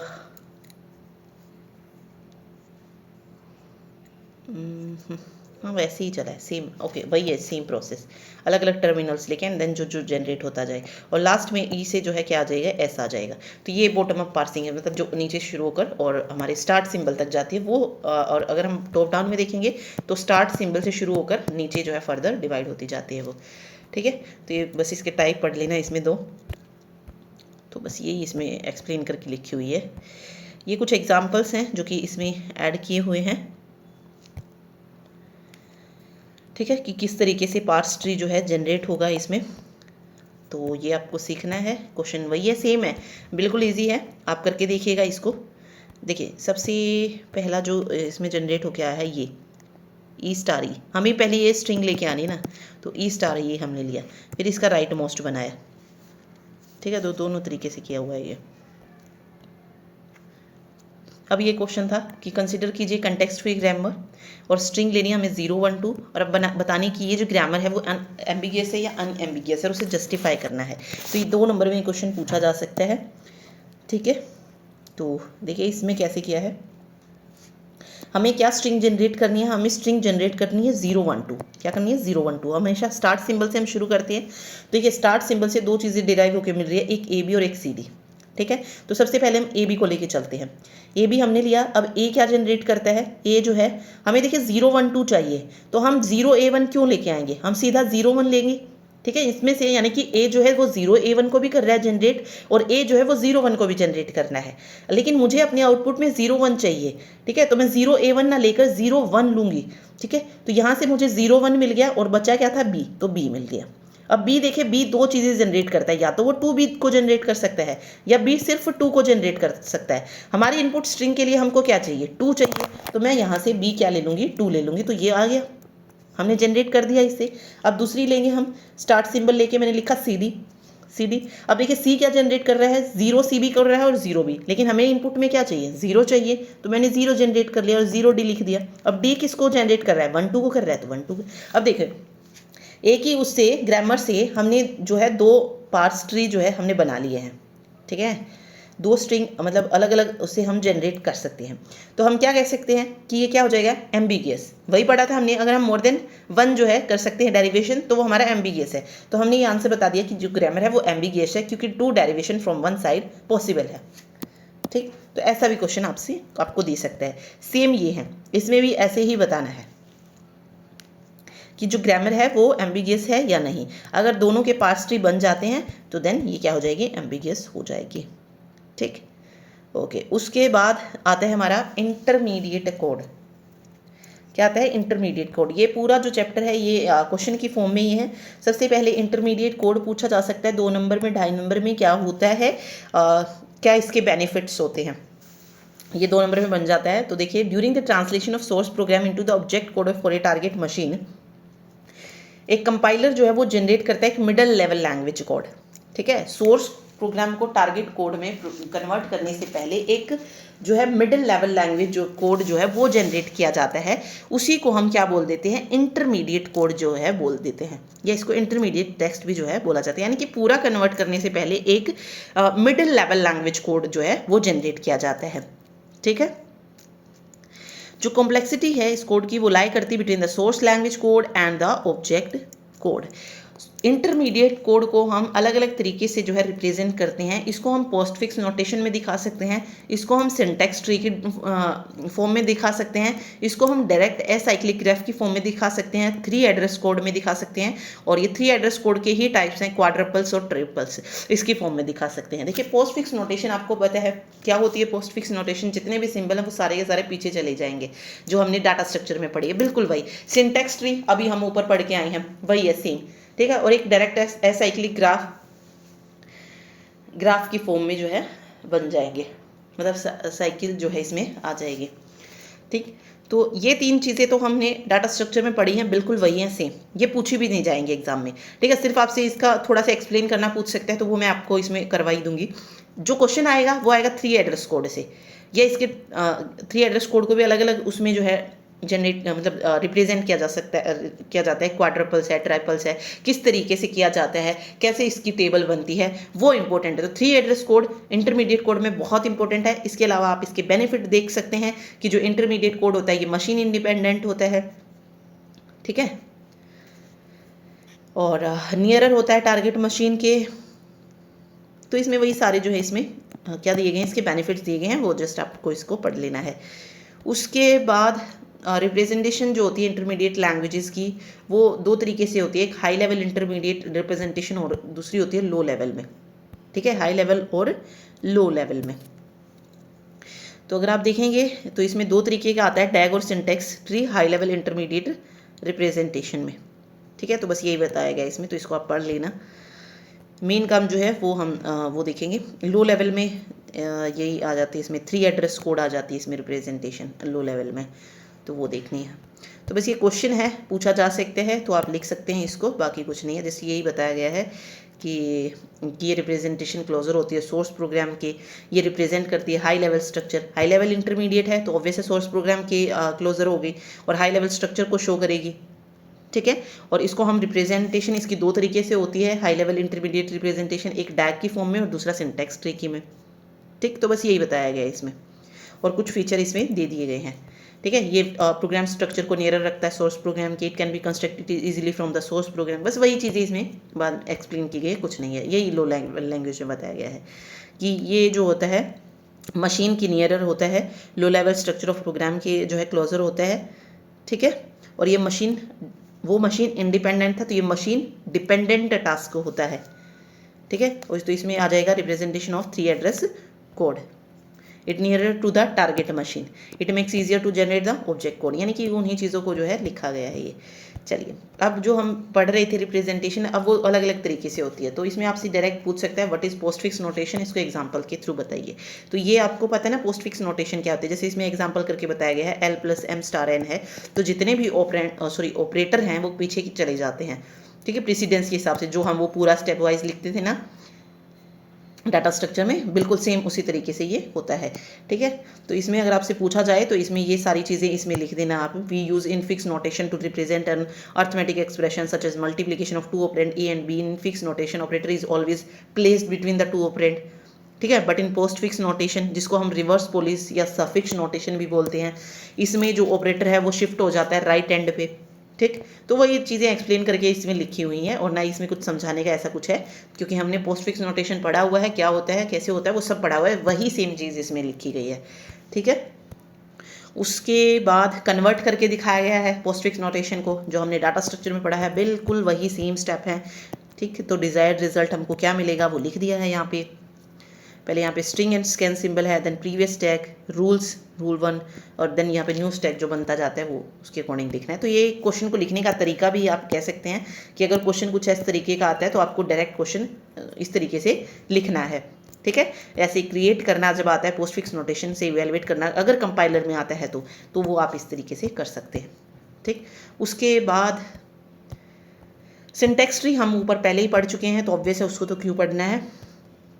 अब हमारा जो इंपॉर्टेंट है वो है 3 एड्रेस कोड। 3 एड्रेस कोड क्या होता है, जब हम स्ट्रिंग को फॉर्म में लाते हैं XYOPZ की फॉर्म में, यानी कि इसमें आप देखेंगे ना 3 स्ट्रिंग है, 1 मिनट, इस तरीके से 1 2 3, इस तरीके से हमको लेके आना होता है 3 की फॉर्म में, वो हमारा होता है 3 एड्रेस कोड। ठीक है, यहाँ पे देखिए OP क्या है, कोई भी ऑपरेटर हो सकता है, binary operator. Y and Z क्या है, address of the operand, and X is the address of the result of the operation, is known as 3 address statement. Operator OP can be a fixed or floating point arithmetic, यानी कि ये fixed और floating point arithmetic operator कोई भी हो सकता है, और logical operator भी हो सकता है, relational operator जो होते हैं ना, less than, greater than, equal to, वो भी हो सकते हैं। ठीक है, XYZ can be considered either as constant और as predefined names by the programmer. तो वही इसमें सारी चीज़ें जो है लिखी हुई है एक्सप्लेन करके, तो वो आप जब नोट्स मिलेंगे आप उसमें से याद कर सकते हैं इन चीज़ों को। मेन जो मुद्दा है कि इसके एक तो टाइप याद रखिएगा। ठीक है, टाइप होती है इसमें जैसे असाइनमेंट स्टेटमेंट होगी। ठीक, कोई भी लॉजिकल अर्थमेटिक बाइनरी ऑपरेटर हो सकते हैं। यहाँ पे लिखने का तरीका जस्ट आपको पता है, जैसे ये X=YOPZ ऐसे भी लिख सकते हैं। ओके, ऐसे भी लिखा जा सकता है ना, ये X= जैसे +Y है, मैंने ये लिख दिया मान लो। ठीक है, इसको मैं, इसका मतलब क्या है, X=X+Y है, यही तो है। ठीक है, या तो मैं डायरेक्ट ऐसे लिख रही हूँ X=Y+Z, ये भी सही है, या मैंने ऐसे लिखा है X=+Y, तो इसका मतलब क्या है, X=X+Y है। ठीक है, तो किसी भी तरीके से हो सकता है ये। फिर इंडेक्स के द्वारा है, इंडेक्स असाइनमेंट स्टेटमेंट आ गई। देन पॉइंटर के द्वारा है कि हम पॉइंट के द्वारा एड्रेस दे रहे हैं, इस तरीके से भी रिप्रेजेंट कर सकते हैं। या जंप स्टेट, जिसमें हम कंडीशन लगाते हैं कि अगर ये है तो ये होगा। ठीक है, अगर 5=5 है देन दोनों बराबर हैं, या 5 > 4 तो फर्स्ट नंबर इज ग्रेटर। तो कुछ उस तरीके से जंप स्टेटमेंट भी इसमें चलती हैं लूप वगैरह की, ठीक है। तो बस ये इसके टाइप्स होते हैं। उसके बाद आता है इम्प्लीमेंटेशन। मोस्ट इंपॉर्टेंट टॉपिक यही बनता है इसमें, किस तरीके से जो है इनको दिखाया जाता है वो। तो थ्री एड्रेस स्टेटमेंट्स को हम 3 तरीके से शो करते हैं, एक क्वाड्रपल्स की फॉर्म में, एक ट्राइपल्स की फॉर्म में, और तीसरा होता है इनडायरेक्ट ट्राइपल्स। देखते हैं चलिए, ये इंपॉर्टेंट है अभी, ठीक है। तो चलिए अब याद रखिएगा जो टैग होता है, ये 3 एड्रेस कोड जो होता है, इसमें कितने होते हैं, 3 ऑपरेंड होते हैं। अब ये चीज़ हमने पढ़ी ना, A = B और PC, तो इसमें हमने देखिए क्या देख सकते हैं, 3 ऑपरेंड होते हैं। इसमें कितने होते हैं, 3 ऑपरेंड होते हैं, ठीक है। तो यही जो है हमें, यही 3 एड्रेस स्टेटमेंट होती है, तो जिसमें 3 होंगे तो वो आपको याद रखने हैं। 3 से कम भी हो सकते हैं, बट 3 है तो वो तो आपको डायरेक्टली पता चल रही है। 3 से कम वाली जो हमने अभी असाइनमेंट की पढ़ी थी ना, x = कुछ इस तरीके से करके वो था ना, x = +y, ये वाली। तो इसमें 2 ऑपरेंड है, लेकिन जब हम इसको खोलेंगे तो x + y हो जाएगा ना, वही 3 आ जाएंगे इस तरीके से, 3 उसमें। ओके चलिए, सबसे पहले एक्सप्लेन कर रहे हैं क्वाड्रपल क्या है with the help of. Quadruple is defined as a record structure used to represent a 3 address statement. ये 3 एड्रेस स्टेटमेंट को रिप्रेजेंट करने के लिए जो है यूज किया जाता है, ठीक है। इट कंसिस्ट ऑफ, यानी कि 4 फील्ड होती हैं इसमें, जिसमें हम ओपी लिखते हैं। फर्स्ट फील्ड हमारी ऑपरेटर हो जाएगी, ठीक है। सेकंड एंड थर्ड फील्ड ये कंटेन करती है ऑपरेटर 1 एंड ऑपरेंड 1 है, सॉरी, ये या आर्ग्यूमेंट लिख सकते हैं आप इसको, आर्ग्यूमेंट 1 या आर्ग्यूमेंट 2 या ऑपरेंड 1 लिख लीजिए, चलिए operand 1, operand 2 and last field contain the result of 3 address statement. तो लास्ट में हमारा क्या रहेगा, 4। तो इस तरीके से जब हम टेबल बनाएंगे तो ये 4 चीज़ें हमको उस टेबल में लिखनी होती हैं, ठीक है। For better understanding of quadruple representation consider statement. एक हमने स्टेटमेंट की जहाँ पे Z statements, Z stands for unary unary minus Z, ये अनरी माइनस है, ठीक है। देन यहाँ पे हमने एक कोड जो है इस तरीके से किया है। अब इसी कोड को हमें जो है क्वाड्रपल रिप्रेजेंटेशन में दिखाना है। क्या दिखाना है इसको, क्वाड्रपल। तो वो हमने लिखा operator, operand 1, operand 2 and then result. अब यहाँ से 0 से शुरुआत करेंगे। तो 0 पे कौन सा ऑपरेटर है, सबसे पहले ऑपरेटर है प्लस का। ऑपरेंड कौन सा है, यहाँ पे x है, देखिए ये T1, T2, T3, T4 और स्टार्ट, ठीक है। सबसे पहले है x, देन y, और जो इसका रिजल्ट है वो किस में चला गया, T1 में चला गया, ऐसा ही है बिल्कुल। देन a T1 है, ये T2 में चला गया, ठीक है। फिर देखिए -z है, यहाँ पे अनरी z था, तो ऑपरेटर माइनस हो जाएगा, z हो जाएगा, ऑपरेटर दूसरा ऑपरेंड इसमें नहीं है, और ये रिजल्ट चला गया T3 में, ठीक है। उसके बाद जो अगला ऑपरेटर है वो क्या है, यहाँ पे आप देखेंगे तो डिवाइड का हो जाएगा T3, T2 और T4 में रिजल्ट चला जाएगा इसका, एंड देन ये है T4 और TS।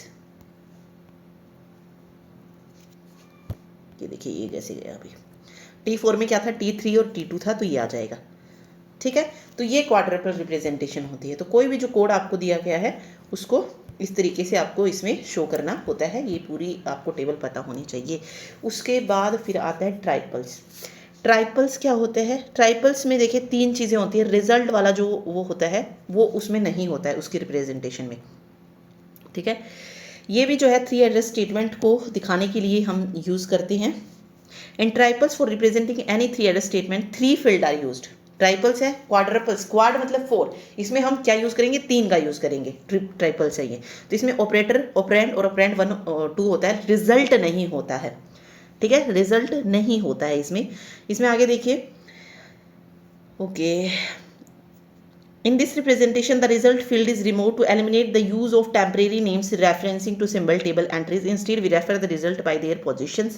Okay, अब इसमें क्या होगा, इसकी चलिए हमने रिजल्ट हटा दिया है, तो ऑब्वियस है इसकी जो ये टेबल है इसमें कोई ना कोई चेंज ज़रूर आया होगा, कोई ना कोई चेंज जो है यहाँ पे ज़रूर आया होगा। क्या चेंज आया होगा वो देखते हैं अभी। तो हमने +xy था, सबसे पहले +xy था, कोई प्रॉब्लम नहीं है, तो ये हमने हटा दिया है, ठीक है। ओके, इसको ऐसा नहीं करते क्योंकि इस T1 का यूज़ होने वाला है आगे, ठीक है। उसके बाद आप देखेंगे तो *A T1 था, *A T1।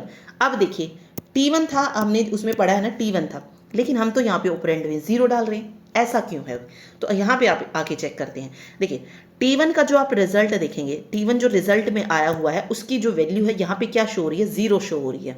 ठीक है, तो इस T1 की जगह पे हम क्या करेंगे? 0 को पुट करेंगे।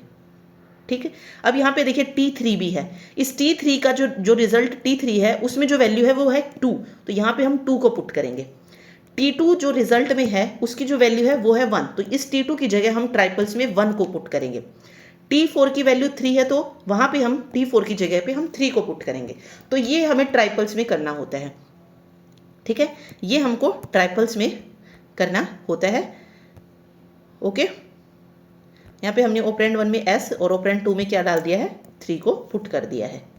ठीक है, क्योंकि अदरवाइज फिर जो S है वो बच जाता। ठीक, क्योंकि सारे यूज़ हो गए थे बट S बचा था, तो हम इसको लास्ट में यहाँ पे पुट करेंगे एंड देन ऑपरेंड 2 में डालेंगे। तो ये ट्राइपल्स में करना होता है। उसको हमने क्या कर दिया? चेंज कर दिया है। जो रिजल्ट है उसको हमने यहाँ पे रिप्लेस कर दिया ऑपरेंड 1 ऑपरेंड 2 को।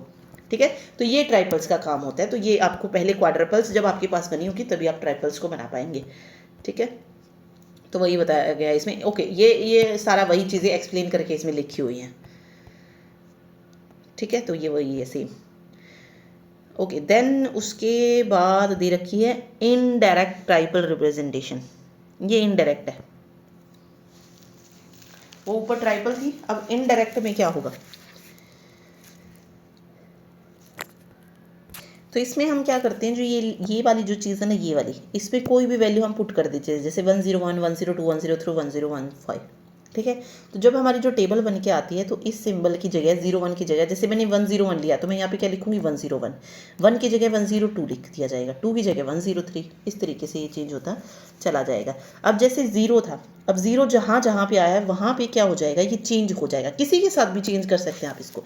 इस 0 को मैं 14 भी शो कर सकती हूँ, 1 को, मतलब इनडायरेक्ट नाम से ही पता चल रहा है इनडायरेक्ट। कोई भी नंबर हम इसको पुट कर देंगे। जैसे 2 को मैंने 16 लिख दिया, 3 को मैंने 17 लिख दिया, 14 को 8, 4 को 18 लिख दिया। इस तरीके से भी शो कर सकते हैं। मान लीजिए 101 की फॉर्म में नहीं किया, तो जो टेबल में जहाँ पर 0, 1, 2, 3, 4, 5 आ रही हैं उससे इनको क्या कर देंगे? रिप्लेस कर देंगे। जैसे यहाँ पे 0 है तो मैं यहाँ पे 0 की जगह क्या लिख दूंगी? 14 लिख दूंगी। 2 है तो 2 पे क्या था? 16 था तो 16 आ जाएगा। 1 पे 15 था तो यहाँ पे 15 आ जाएगा। ठीक है, 3 पे 17 था तो 17 आ जाएगा। तो ऐसे शो हो जाएंगे ये। और यहाँ पर भी क्या हो जाएगा फिर? 14, 15, 16, 17, 18। ये इनडायरेक्ट रिप्रेजेंटेशन होती है। ठीक, तो ये चीज़ बस इसमें याद रखनी है। तो ये तीनों रिप्रेजेंटेशन इंपॉर्टेंट थी, ये मैंने आपको बता दी कि किस तरीके से इसको टेबल में करना होता है। ओके, देन ये ट्रांसलेट करना आ सकता है एक्सप्रेशन को इनटू क्वाड्रपल्स एंड ट्राइपल्स। ठीक है, तो सबसे पहले ये देखिए, ये आपको दे दिया है। सबसे पहले तो इसको 3 एड्रेस स्टेटमेंट में आपको लेके आना पड़ेगा। ठीक है, तभी तो इसको क्वाड्रपल और ट्राइपल में रिप्रेजेंट कर पाएंगे। तो ये किस तरीके से चेंज होती गई देखिए। सबसे पहले हम इस वाली चीज़ को ले रहे हैं a प्लस बी को, तो ये मैंने T1 में डाल दिया। क्या डाल दिया? a plus B. दूसरा मैंने ले लिया यहाँ पे T2, जिसमें मैंने ले लिया माइनस T1। देखिए 3 ऑपरेंड रहने चाहिए। T2 इसके क्या है? T2 इसका यही तो मतलब होगा, T2 equal to T2 minus T1, यही तो आएगा ना। ठीक है ना, 1 मिनट।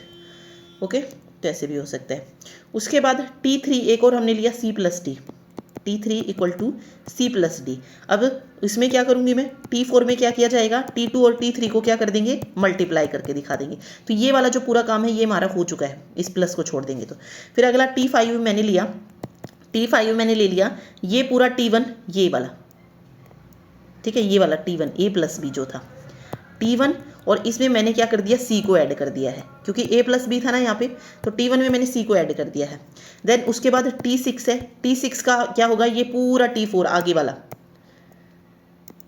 ये जो है ना, ये पूरा T4 में आ चुका है। ठीक है, T4 में आ चुका है। और ये वाला जो पीछे वाला है ये किस में आ चुका है? T5 में आ चुका है, तो T4 प्लस T5 हो जाएगा। और X में क्या चला जाएगा? T6 चला जाएगा। तो इस तरीके से आपको ये पूरा जो है पहले इस फॉर्म में लेके आना है, देन आपको इसको क्वाड्रपल्स और ट्राइपल्स में रिप्रेजेंट करके दिखाना है। देन इसको यहाँ पे शो कर दिया है।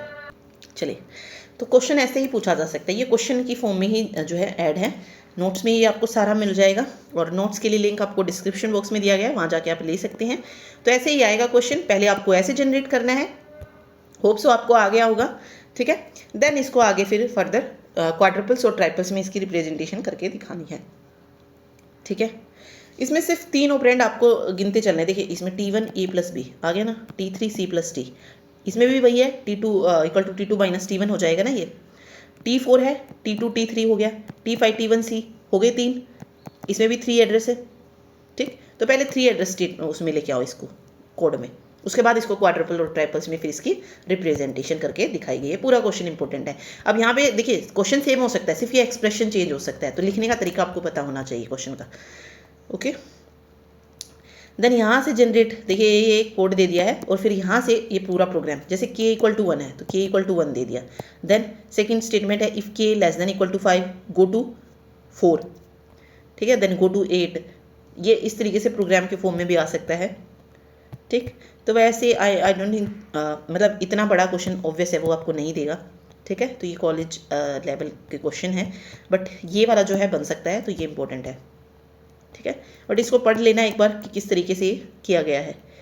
इसका सिर्फ 3 एड्रेस कोड बनाया गया है। कोई भी प्रोग्राम देखिए उसका सिर्फ 3 एड्रेस कोड भी पूछ सकता है गिवन प्रोग्राम का, तो वही क्वेश्चन इसमें ऐड किए गए हैं। जो आपको देखने हैं तो आप देख सकते हैं, तरीका वही है जो पीछे हमने किया है। ठीक है, ओके, एक ये है कंस्ट्रक्ट 2 डिफरेंट पार्स ट्री जो है कंस्ट्रक्ट करने। ठीक है, तो पार्स ट्री क्रिएट करना हम सीख चुके हैं। ठीक है, तो सबसे पहले स्टार्टिंग पॉइंट से शुरू करते हैं। स्टार्टिंग पॉइंट से क्या आ रहा है, AS BS आ रहा है, तो ये क्रिएट हो गया। ठीक, देन S से और क्या जनरेट हो रहा है वो आगे चलता जाएगा। हमको यहाँ पे दिखाया गया ना कि क्या क्या जनरेट कर सकते हैं। AS BS का हो सकता है, BS AS हो सकता है और E हो सकता है, तो उसी के अकॉर्डिंग ये चलता जाएगा ये। ठीक है, तो पार्स ट्री दूसरा ही ऐसे बनेगा, तो ये क्वेश्चन देख लेना एक बार। देन ऑप्टिमाइजेशन, आपको पता है क्वालिटी को इम्प्रूव करने के लिए हम जो है रिमूव कर देते हैं अननेसेसरी लाइन को कोड ऑप्टिमाइजेशन में। तो इसका पर्पज़ क्या है वो बता दिया गया है कि वो कोड जो है वो रन फास्ट, मतलब फास्ट रन करे, मेमोरी कम ले। ठीक है, तो बहुत सारे हैं। Optimise code also use memory efficiently, तो वो बता दिया गया। देन ऑब्जेक्टिव क्या है कि ऑप्टिमाइजेशन करेक्ट होनी चाहिए, it must not in any way change the meaning of the program. यानी कि जो भी हम ऑप्टिमाइजेशन कर रहे हैं, यानी कि लाइन्स को कम कर रहे हैं बेशक, बट उसका जो मतलब है वो वही होना चाहिए, सीक्वेंस में होना चाहिए प्रॉपर। ठीक है, the compilation time must be kept reasonable, optimisation process should not delay the overall compiling process, ये हो जाएगा। ठीक है, तो 2 types of code optimisation technique होती है, एक मशीन इंडिपेंडेंट होती है और एक डिपेंडेंट होती है। मशीन इंडिपेंडेंट का एम होता है to improve the intermediate code को इम्प्रूव करना, ताकि हमें बेटर टारगेट मिले एज ए आउटपुट। और एक मशीन डिपेंडेंट होती है during the object code generation phase होती है, this code is transform according to the target machine architecture, तो वही इसमें बताए गए हैं सारी चीज़ें। ठीक है, देन लेवल बता दिया गया है कि एक लोकल होता है, एक ग्लोबल होता है, एक लूप होता है। ठीक है, लोकल में क्या होता है, जो अदर पार्ट होते हैं ये स्पेसिफिक पार्ट में होता है, अदर पार्ट जो होता है प्रोग्राम का वो अनअफेक्ट होता है, यानी कि उसको कोई लेना देना नहीं होता है। अगर हम ये एक उस पर अप्लाई कर रहे हैं तो दूसरे पे कोई अफेक्ट नहीं डालेगा। ठीक है, इट इज़ अप्लाइड अक्रॉस, ये सारे बेसिक ब्लॉक पे यानी कि पूरे प्रोग्राम पे लगता है, ग्लोबल, बेटर रिजल्ट होता है इसमें। और लूप की अगर बात करें तो is usually the main target for any optimisation technique due to their structure and optimisation possibly. ये दोनों लेवल पे हो सकता है, लोकल लेवल पे भी लग सकता है, ग्लोबल लेवल पे भी। ठीक, ओके, बाद उसके बाद पॉपुलर टेक्निक्स दी है कोड ऑप्टिमाइजेशन की, जैसे कॉमन सब एक्सप्रेशन एलिमिनेशन है, डेड कोड है, कोड मूवमेंट है, लूप इनवेरिएंट है, तो वही इसमें डिफाइन की गई है बस। ओके, तो ये इसकी क्या हो जाएंगी पॉपुलर टेक्निक। तो ये 5 नंबर में अगर आता है कोड ऑप्टिमाइजेशन, इनफ है ये। ठीक है, चलिए, बट अगर मैंने जैसा कि आपको कहा, जो आपके ज़्यादा चांसेस है वो 3 कोड जनरेशन वो जो वाला, या फिर सिंटैक्स ट्री, जो पास ट्री है, left most right most derivation, वहाँ से देखने को मिल सकता है क्वेश्चन। उसके बाद जो लास्ट फेज होता है कोड जनरेशन का होता है, तो ये फाइनल फेज होता है कंपाइलर मॉडल का। It takes as input and intermediate representation of source program, produces output and equivalent target program, तो वही इसमें बताया गया है। ठीक है, इसमें इशू आते हैं कुछ, following issue arises during the code generation phase, input to code generation, target program, memory management, instruction selection, register allocation, evaluation order. ठीक है, तो वो ये सारे इसमें जो है एक्सप्लेन करके दिखाए गए हैं। बाकी इसमें कुछ भी नहीं है, सारा थ्योरी पार्ट है। जो मेन पार्ट था वो हम कर ही चुके हैं, समझने वाला इसमें वही है, input to code generator. Okay, then target program है, the output of the code generator is the target program, may be absolute या मशीन लैंग्वेज। ठीक है, असेंबली लैंग्वेज में हो सकती है, मेमोरी कैसे मैनेज होती है, इंस्ट्रक्शन सिलेक्शन कैसे होता है, बस वही बताए गए हैं इसमें। ओके। देन हमने दो चीज़ और पढ़ी थी कि हर एक फेज पे सिंबल टेबल भी होती है और एरर हैंडलिंग भी होती है। तो वो और एक टॉपिक आप इसमें पढ़ सकते हैं कि सिंबल टेबल क्या होती है। एक टेबल होती है जिसमें दो फील्ड होते हैं, नेम फील्ड और इन्फॉर्मेशन फील्ड। ये यूज़ करती है name in the table, new name table हम ऐड कर सकते हैं, एक्सेस कर सकते हैं इन्फॉर्मेशन।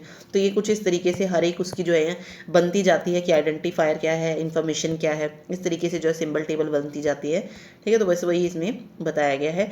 फिर अलग अलग डाटा स्ट्रक्चर सिंबल टेबल के लिए यूज़ किए जाते हैं। 3 तरीके का होता है सिंबल टेबल को इम्प्लीमेंट करने के लिए। लीनियर लिस्ट है, बाइनरी ट्री और हैश टेबल का यूज़ करते हैं। लीनियर लिस्ट क्या होती है, सिंपलेस्ट होती है और ईजी होती है टू इम्प्लीमेंट डाटा स्ट्रक्चर। ठीक है, वही है जो डाटा स्ट्रक्चर में हम यूज़ करते हैं। इसमें हम सिंगल एरे यूज़ करते हैं to store names and their associated new names को हम ऐड कर सकते हैं लिस्ट में in order they are encountered. अगर हमें न्यू नेम इंसर्ट करना है तो we must scan down to list, make sure that it is not already there.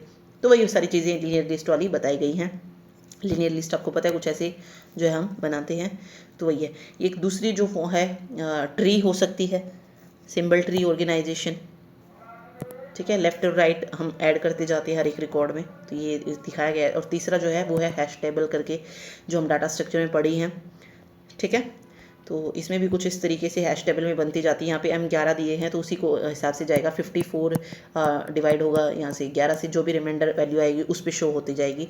तो 11 4 रिमाइंडर नहीं, सॉरी, जो क्वेश्चन वैल्यू आती है उस पर जाता है ये 11 चुप 44।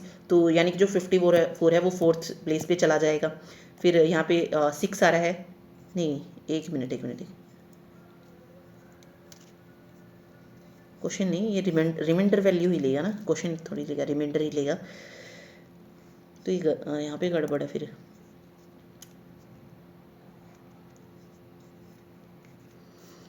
ये 6 है तो 6 पे चला जाएगा ना, 11 दूनी 22, 6 बचा तो इस वाली पोजीशन पे आ जाएगा ये। ठीक है, 11 8 88, 5 बचा तो ये 5th पोजीशन पे जाएगा, ये 7 पे। तो इस तरीके से जो है ये पूरा जो है हो जाएगा। ओके, ये गलत है, यहाँ पे ये 10वीं पोजीशन पे होना चाहिए, यहाँ पे आएगा 10th पोजीशन पे 54। ठीक है, क्योंकि 11 से अगर हम करेंगे तो वैसे 11 चुक 44 और 10 रिमाइंडर बचेगा तो ये 10th पोजीशन पे होगा।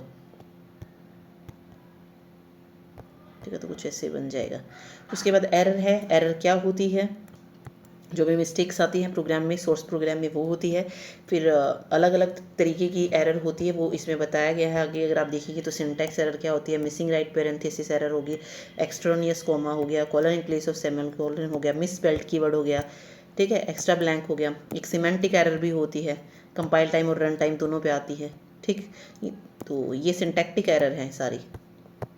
ये फिर सिमेंटिक एरर, डायनामिक एरर क्या होती है, तो एरर हमने पढ़ी हुई है, तो वही है सारी चीज़ इसमें। ठीक है, तो ये आप याद रख सकते हैं, पूछा जा सकता है। तो ये था कंप्लीट कंपाइलर। और जस्ट नोट्स को आपको पढ़ना है अच्छे से। आपको मतलब पता है कि सिंटैक्स एरर क्या होती है, सिमेंटिक एरर क्या होती है। सिमेंटिक मतलब सिंटैक्स मीन्स कोई सिंटैक्स अगर उसमें प्रॉब्लम है, कॉलन नहीं लगा या फिर हमने कर्ली ब्रेसेस सही से नहीं लगाई है। ठीक है, कोई स्पेलिंग मिस्टेक, वो सारी सिंटैक्स में। सिमेंटिक मीन्स कोई लॉजिक हम सही से नहीं दे पाए हैं। ठीक है, तो वो सिमेंटिक में चली जाएंगी। Okay, sorry. And dynamic error होती है जो कि रन टाइम पे आती हैं, जैसे division bye 0, exception is generated. तो वो ये सिंपल लैंग्वेज में लिखा हुआ है, कोई प्रॉब्लम नहीं होगी। डायरेक्ट आपको याद करना है क्वेश्चन को। ओके, तो ये था पूरा कंपाइलर, और इतना ही था जितना सिलेबस में हमने पढ़ा है, और ये पूरा ही आ गया है, इसमें कुछ बचा नहीं है। आई थिंक ये कंप्लीट हमने कर लिया है। जो जो चीज़ें हम इसमें पढ़ सकते थे सब हमने इसमें कवर किया है। नोट्स अपडेट कर दिए जाएंगे, तो अब आप अपनी तैयारी कर सकते हैं। और यहाँ पे हमारा जो कंप्यूटर का सिलेबस है वो कंप्लीट हो गया है मेरी तरफ से। आप सिर्फ जिसने नोट्स ले रखे हैं उसको अच्छे से रिवाइज कीजिए और पेपर की तैयारी कीजिए। पूरा आई थिंक 25 से 28 दिन आपके पास हैं, अभी भी 27 या 26-27 दिन। ठीक है, और जैसा मैंने आपको पहली वीडियो में बताया था कि 10 तारीख तक अपना पूरा सिलेबस ख़त्म कीजिए, उसके बाद फिर से वापस से उसको रिवाइज कीजिए। ठीक है, 10 दिन अगर आप रिवीजन में लगाते हैं, उसके बाद 10 दिन आप जो NCERT की एक्सरसाइज है उसको भी कंप्लीट कीजिए। कुछ मत छोड़िए, अच्छे से तैयारी कीजिए, सब कुछ कवर जो है हो जाएगा। ठीक है, चलिए, थैंक यू सो मच।